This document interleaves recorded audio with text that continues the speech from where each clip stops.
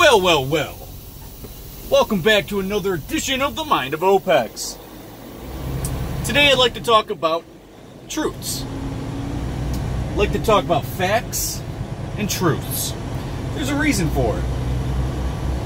Because a lot of people think that facts are truth, and that the truths has to become the fact. But here's the thing. This is probably going to be a short video, because I'm going to explain it very simply and very quickly, so we can get on with our lives and get to the next video. So, facts are determined by either an individual or a group in which becomes the norm, becomes fact. Right? So it's determined. It is not necessarily investigated. It's not necessarily researched. It's not necessarily anything like that. It is legitly the people that say what is fact to tell you what is fact. Now, it's like an equivalent, let's just say, what words mean, right? The Webster's Dictionary, right, would be like the pinnacle of what these words mean, right? What the legit meaning of these words are. But a lot of people say things like words that they don't truly mean. Or don't understand the meaning of those words. But they use the word, and it's their understanding of that word. Same goes with what's in your history book, right? So a lot of history books follow a guideline of facts. And those facts were determined by those who wrote the book, or the books, right? Or whatever the guideline would be. However, the thing is, a lot of these historians really look into what's written in the history book and be like, I don't understand why this is a fact when it's not even true. So there we're understanding what a truth is, right? A little bit more further investigation, more research, more understanding the parallels of what is actually being discussed, what information is. So prior to that, prior to investigation, you are left with Google, which is going to be a bunch of facts and a bunch of people's truths and a bunch of people's fiction. But you go to a specific source and you say, that's true because I like this source. Or it's a government website, right, that talk about statistics. So it's like, that's a fact because the government statistic is 100% accurate. But that's not always the case, right?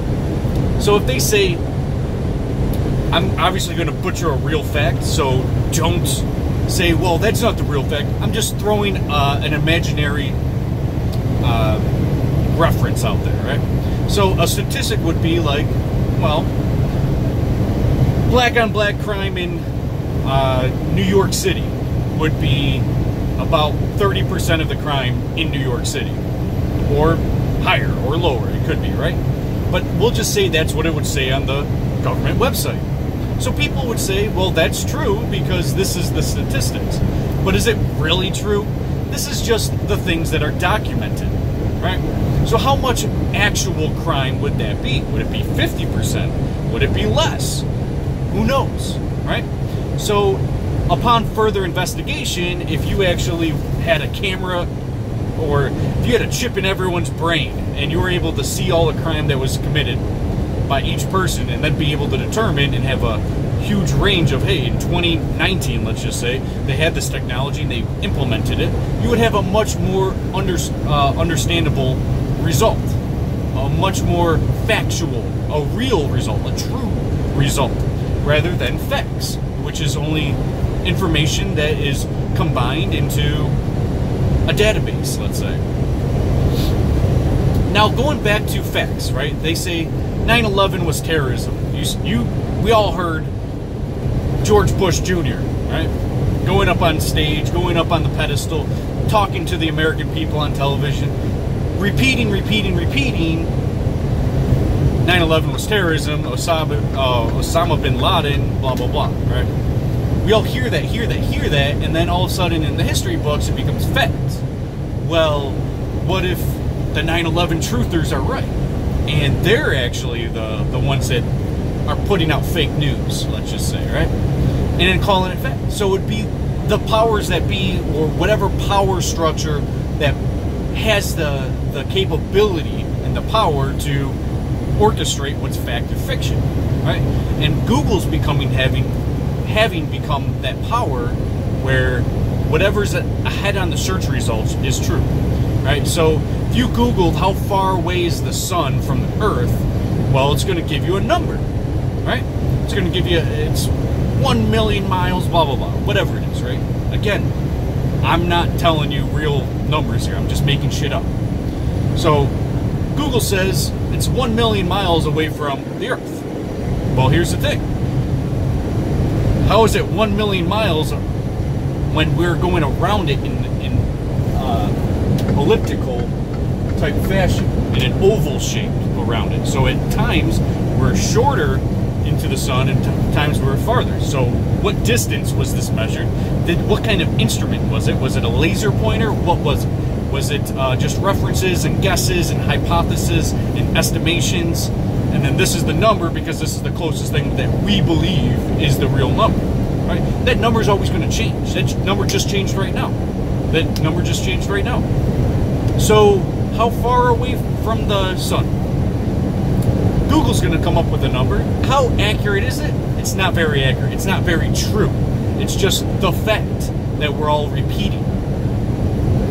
So there's a huge difference between fact and fiction, right? So we already know what's a fact or what's fiction, right? Fiction would be going against the norm, the facts. So anything that goes against the facts would be fiction. This would be the 9/11 truthers, right? So whatever you hear about Bush being involved, or that there was I don't know, you name it, about 9/11. I'm just throwing 9/11 out there because there's about 50% of people that don't believe in 9/11 the way George Bush describes it, right? That there's all these people that can't speak English, somehow got on a plane with box cutters. You know, now, is that possible? Sure, it's possible. But there's so many other means to be able to take over a plane. Why didn't anyone fight back? And how did they let so many of these people on the same plane? And how did they get into the cockpit? Like, there's so many questions, right? There's so many questions that they can't really explain. So, or at least logically, right? Now, yeah, they could take the host or the whoever those flight attendants are. They took a flight attendant, had him knock on the door. Hey, I just need to come in for a second. I just want to ask you guys some questions, or whatever. And then they opened the door, and boom, now they took over a plane. Now, I mean, question these things, right? Just because they said that it happened this way doesn't mean it happened this way. Obviously, if you put your mind into the shoes or into the head of these people, let's say the pilot or co-pilot, right? Well, you don't want to commit suicide, a kamikaze mission into a fucking big building, right? You know you're going to die. And if these people are going to be right here, well, with box cutters and they can kill you, well, you're going to die anyway. So why would you, you know, I mean, everything has to go a perfect to plan to pull this shit off. And Osama bin Laden on the other side of the world in a cave pulled it off? Like, come on, guys. Like, this, it just doesn't make sense. We already know some of the facts, right? Which would be some of the truths, which would be Osama bin Laden was a U.S. CIA agent. Well, I think most people understand that, or believe that, or understand that he had been trained by the CIA, and he had CIA experience, and he was able to do things that, and have access to things, information, weapons, stuff like that, that most other civilians, even in the United States, didn't have access to. So, he could have pulled it off. I mean, they had videos of him in a cave, and, like, it's all nonsense, right? To the average mind, we can call bullshit, right? So 50% of people are saying that the facts on 9/11 aren't true.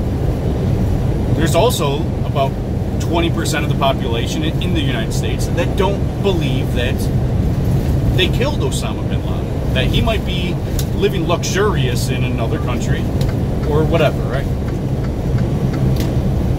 And who's to say that what's true or not true? Well, you do as much research and you get as close to the truth as possible, and you say this is true. This is the same thing that when I say numbers don't exist, because we have a specific thing called a 10-digit scale when it comes to numbers. So if you said 2 + 2 = 4, no, you're just regurgitating a fact. You're actually, like, a 10-digit scale does not exist in nature. This is not something objective. This is something that is predetermined. This is not something that is 100% accurate. It's only in the Matrix where you have to believe this in order for it to become a reality. And then everything that you see is going to be numbers on a 10-digit scale. This would be your currency and all the other ways that they've used to enslave you. But the truth is, you don't find numbers on a 10-digit scale out in nature.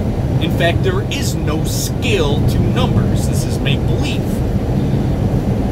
But OPEX, what about the golden ratio? What about the Fibonacci theory? What about all these things? Well, these things are put into the realm of the Matrix in order to be understood. This would be like the same thing as a ruler, right? You need numbers in order to tell somebody else, hey, this is 2 inches or 2 centimeters or whatever, right? And you're able to communicate.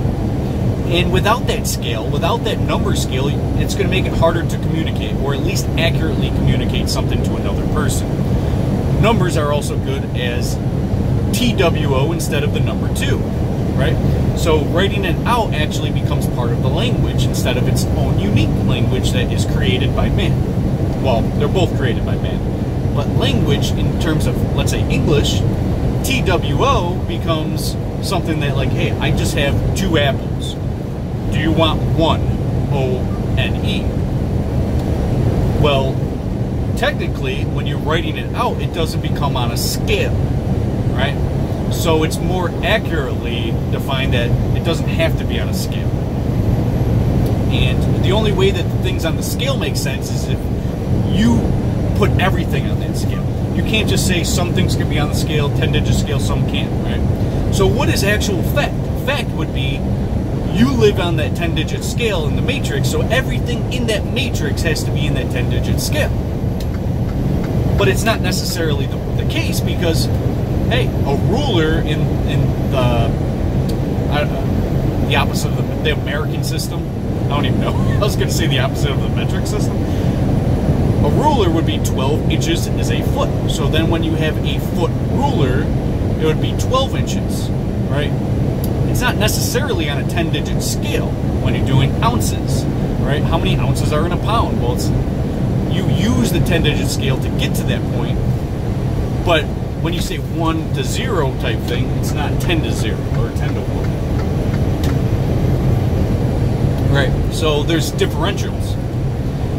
The way that we put all numbers on a 10-digit scale should not be represented as truth. It should be represented as fact. Does this make sense? I know I'm complicated it by talking about numbers don't exist in nature. But, or at least on a 10-digit scale, it just doesn't exist. You can't find numbers in nature. So, what is truth? Truth is as close as you can get to a truth. It might not be the truth, right? And that's what facts should be, but it's not. Facts is determined by people. So let's say Einstein's theory of relativity, and we have a fact that is true. That theory is a fact, right?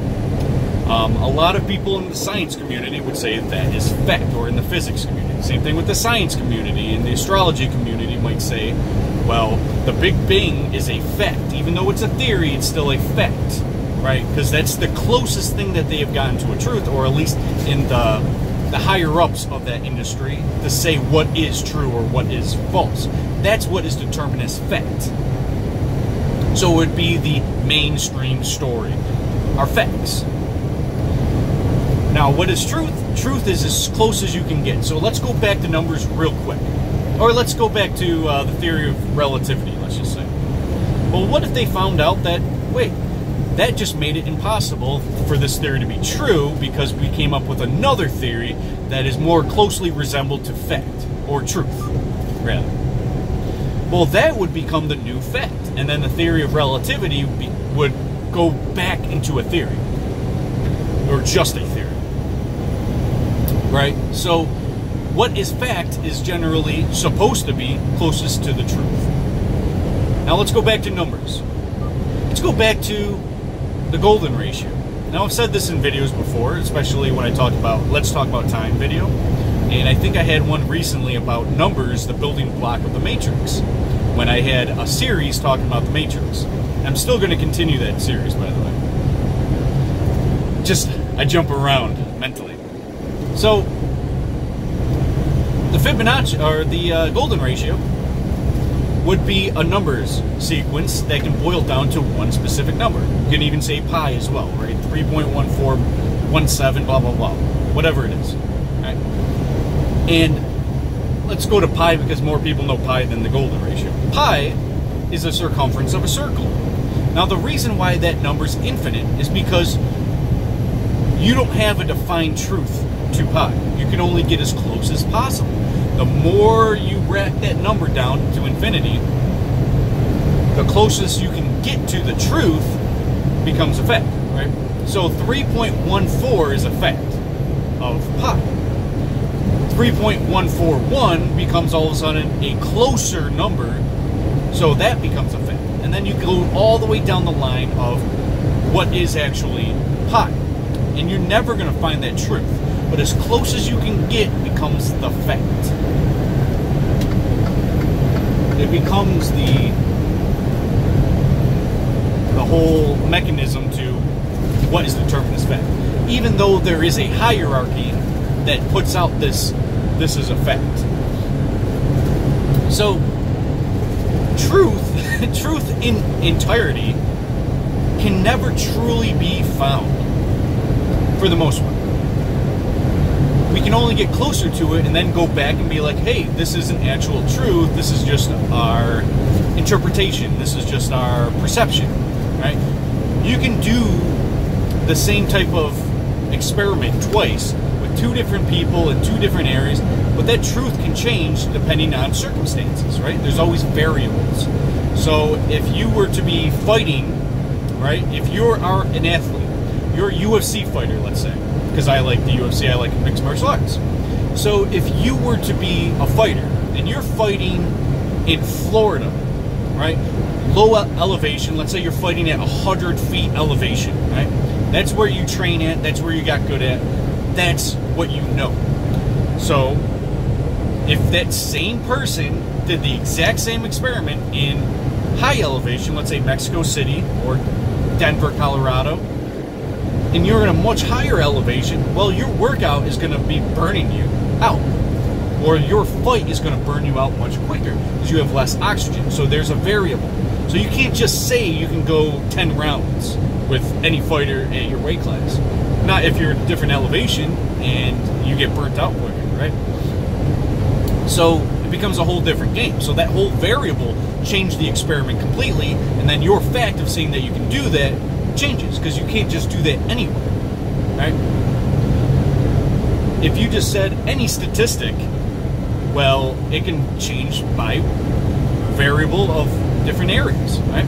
So what is actually truth? It's when you look into it more, when you pay more attention and observe, and then you see all the facts, you determine what is false or fact, or what is illogical, what kind of philosophy is behind it, what kind of science is behind it. And then you can more closely determine what is the truth. Now, a lie is a lie whether everyone believes it or not, right? The truth is going to be the truth whether everyone agrees with it or not. So, if everyone agrees with a lie, that can still become a fact, right?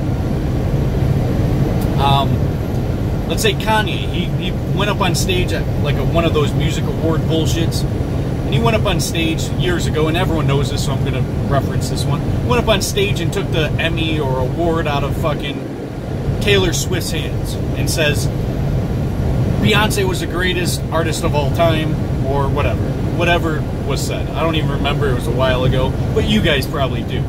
And I'm not much of a sheeple to actually ever watch that. I only heard about it. Right? So probably a lot of people would be like, yeah, Taylor Swift sucks.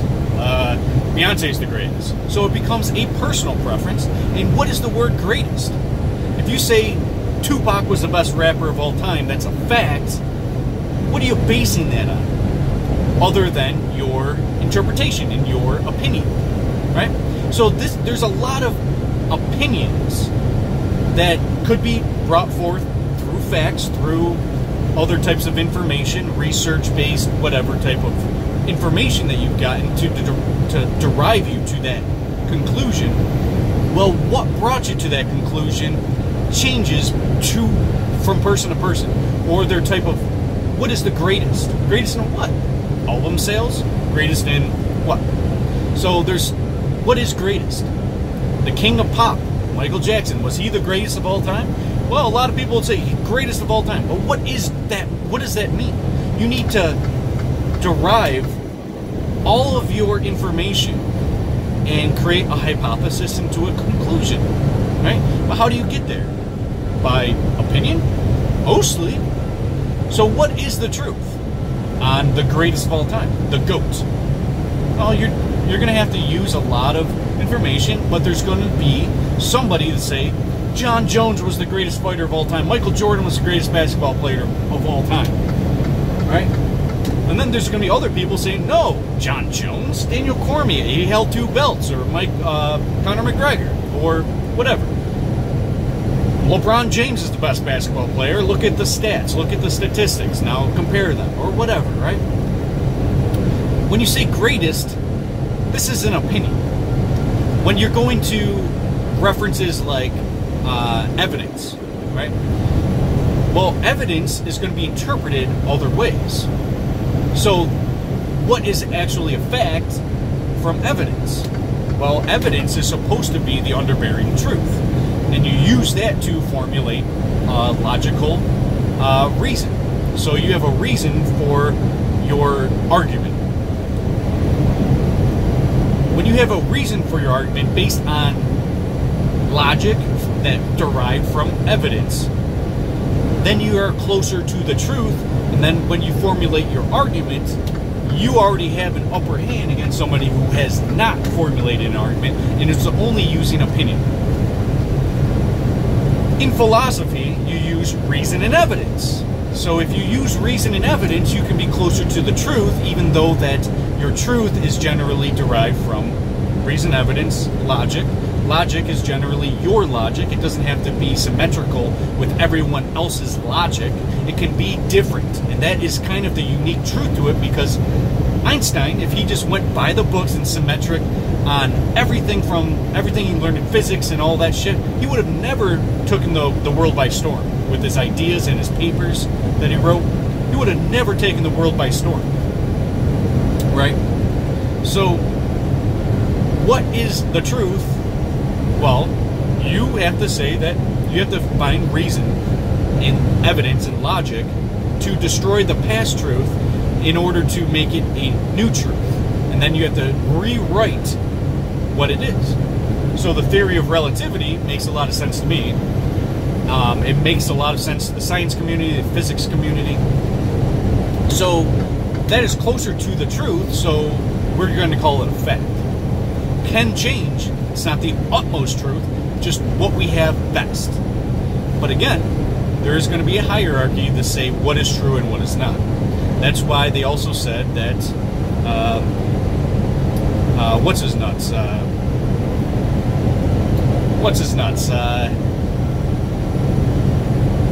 The dude who rode horseback for miles telling the British is coming, right?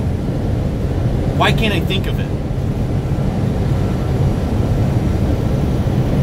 A million names are coming to my head, but not the right one.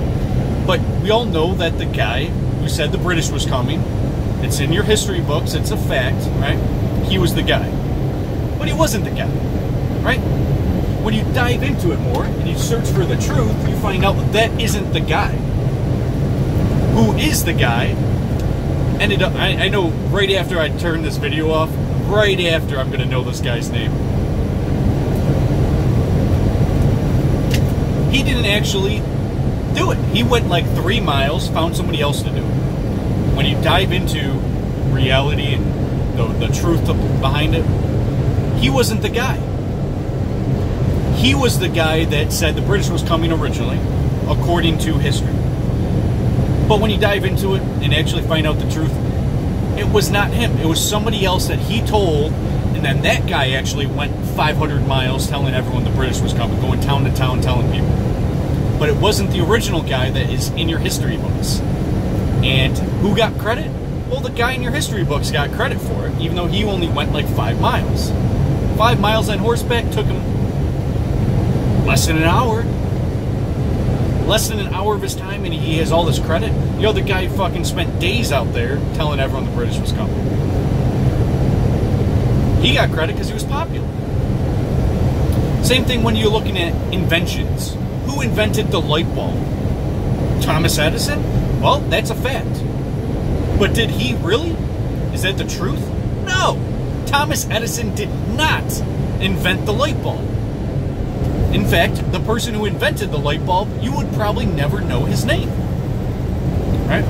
Now, the thing with Thomas Edison was that he took credit for inventing it, but he didn't invent it. What he really did was know how to market it. He knew how to sell the light bulb. He knew how to sell electricity. He found this thing called electricity, which he didn't find. We all knew about it. But he was able to market it to people. Like, why would we need electricity? Well, we turn on the light. You don't need candles. Things like that, right? Thomas Edison knew how to market it. He became famous off of it and rich off of it. Now, he was famous before that.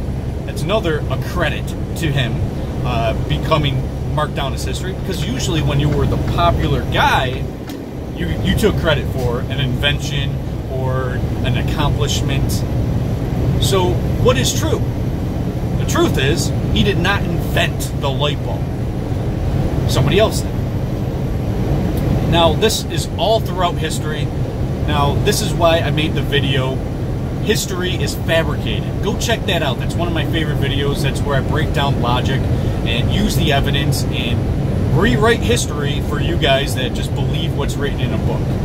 I hate that shit. Stop reading a book and saying that's true. Look into it, have it, use your own reason and evidence.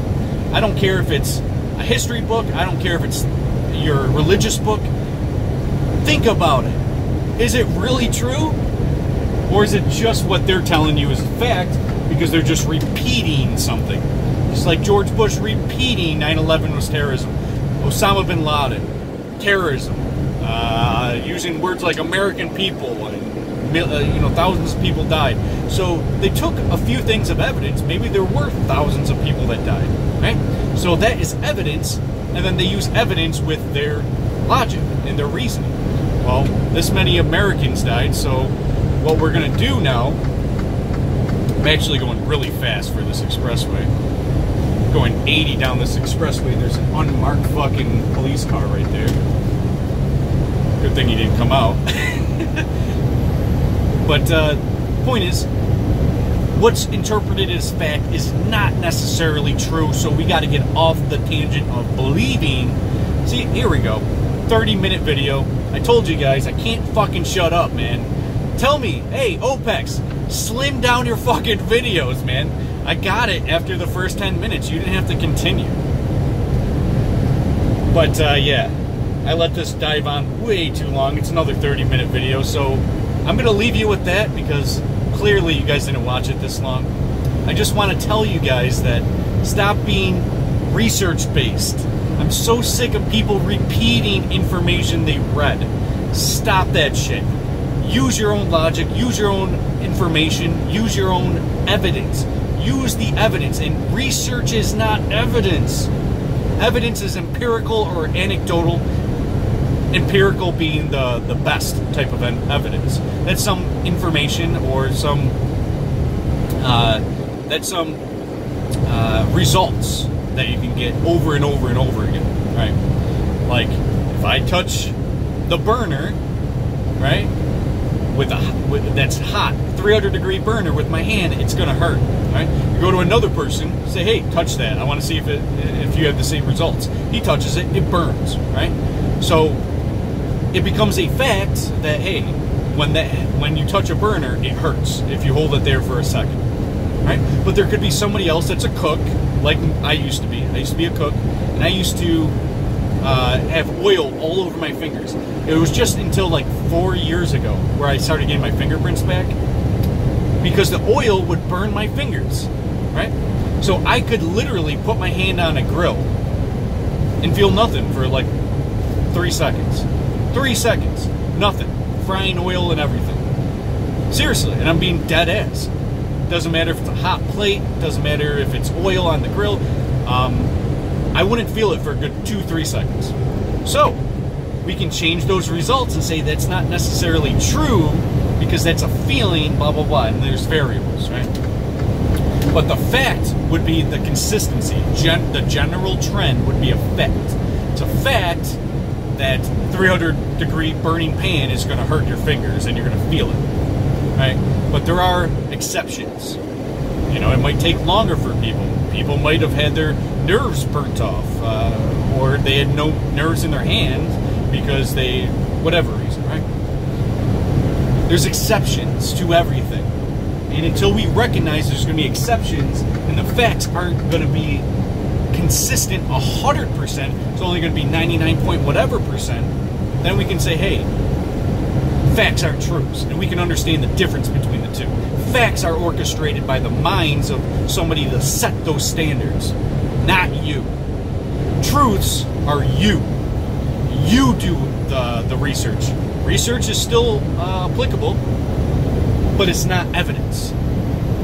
But when you reconstruct the results over and over again, then you can say, hey, this is true.